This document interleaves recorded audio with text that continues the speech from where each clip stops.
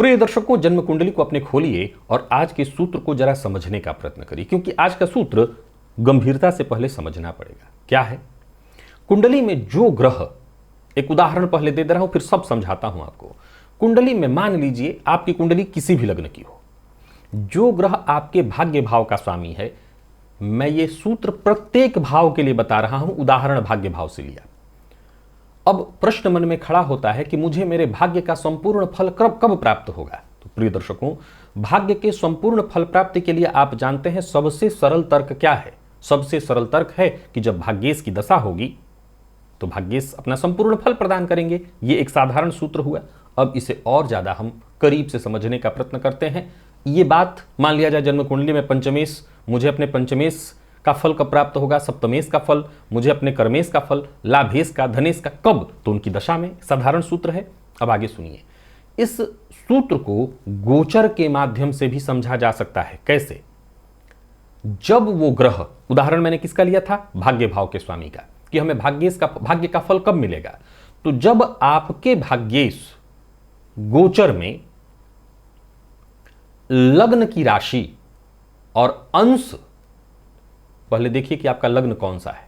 एक उदाहरण से समझिए, मेष लग्न की कुंडली है तो आपके भाग्येश कौन होते हैं? देव गुरु बृहस्पति होते हैं।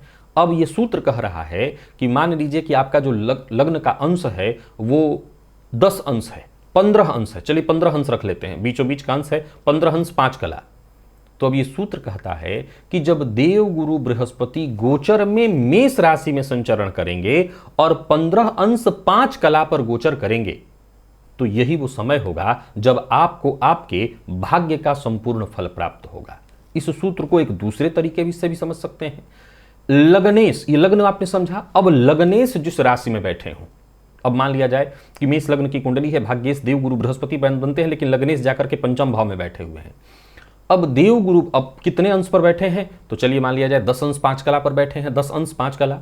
अब देव गुरु बृहस्पति सिंह राशि में जब 10 अंश 5 कला से गुजरेंगे, इस अंश पर पहुंचेंगे, तो ये वो समय होगा जहां जातक को उसके भाग्य का संपूर्ण फल मिलेगा। अथवा जन्म कुंडली में, अब मैं मेष लग्न की कुंडली का उदाहरण और भाग्य भाव का उदाहरण ले रहा था। अब मान लीजिए कि देव गुरु बृहस्पति यदि धनुराशि में ही बैठे हैं, तो जितने अंश पर धनुराशि में बैठे हैं उतने ही अंश पर गोचर में, जब धनु राशि में उतने ही अंश पर, इस समय जैसे मान लिया जाए कि देव गुरु बृहस्पति मेष राशि में संचरण कर रहे हैं और 15 अंश 4 कला पर संचरण कर रहे हैं। अब जिनकी कुंडली में देव गुरु बृहस्पति मेष राशि में बैठे हैं और 15 अंश 4 कला पर होकर के बैठे हैं, अब गौर से इस लाइन को सुनिएगा।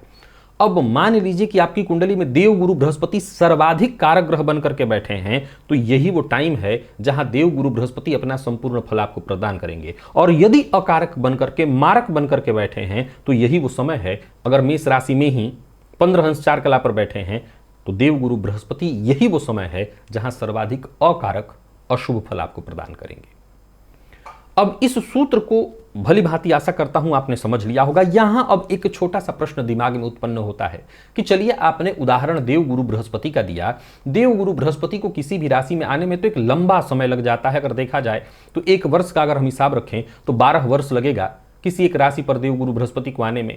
अगर हम लग्न और राशि को अलग अलग भी मान, लग्न और लग्नेश का अलग अलग मान लेते हैं, देव गुरु बृहस्पति की भी अलग स्थिति मान लेते हैं, तब भी कम से कम 12 वर्ष में 3 बार ऐसा मौका आएगा। 12 वर्ष में 3 ऐसा मौका आएगा। लेकिन जिनकी कुंडली में चंद्रमा भाग्येश है, उनका क्या? यही सूत्र मैं फिर दोहराता हूं कि मैंने केवल भाग्येश का उदाहरण लिया। आप कुंडली के 12वें भाव पर इस सूत्र को लागू करिए। अब सवाल यह उठता है कि जिनकी कुंडली में चंद्रमा भाग्येश है, उनका क्या? उनके लिए तो यह स्थिति हर महीने में 3 बार आ जाएगी। तो सवाल खड़ा होता है कि अगर ऐसी स्थिति है कि लग्न अलग है, लग्नेश अलग बैठे हैं, चंद्रमा अलग राशि में बैठे हैं, तो इस स्थिति में तो 3 बार ऐसी स्थिति आ जाएगी। यानी जिनकी कुंडली में चंद्रमा भाग्येश है, उनके लिए तो महीने में 3-3 बार उनका भाग्योदय होता रहेगा। प्रिय दर्शकों, इसमें जरा समझने का प्रयत्न करना होगा।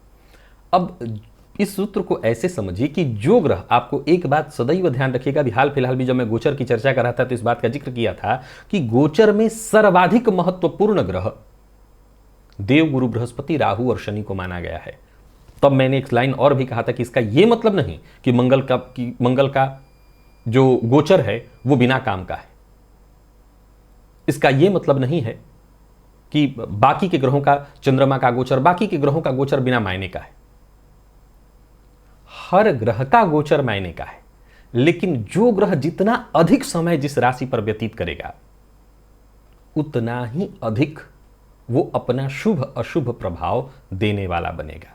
तो आशा करता हूं आज की इस गोचर वाले सूत्र को भलीभांति आपने समझ लिया होगा।